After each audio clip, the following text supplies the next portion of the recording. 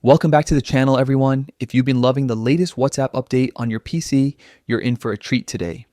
One of the coolest new features lets you easily reply to messages straight from those links you've received.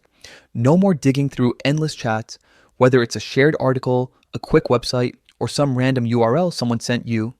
This makes responding super straightforward. Let's walk through it step by step. And trust me, it'll take you about 30 seconds once you're used to it.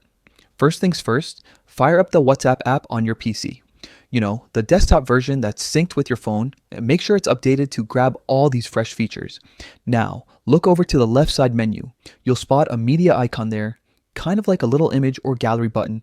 Give that a click, and boom, a whole world of your shared stuff opens up. From there, select links to dive into your collection of received URLs. Scroll through or search to find the exact one you want to reply to.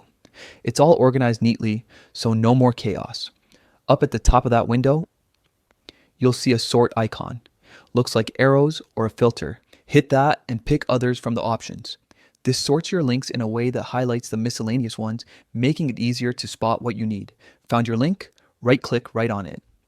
A menu pops up and there it is, reply. Select that and a reply box appears ready for your message. Type out whatever you want to say, maybe a quick thought, a question, or even an emoji reaction. Finally, just hit send and your reply zips off to the original chat. Done. The recipient gets it contextualized with the link so everyone stays on the same page. This update is a game changer for keeping conversations flowing without switching tabs or apps. Super handy for work links, memes from friends, or family recipes shared via URL. If you're on PC, try it right now and let me know in the comments how it goes. Did it save you time?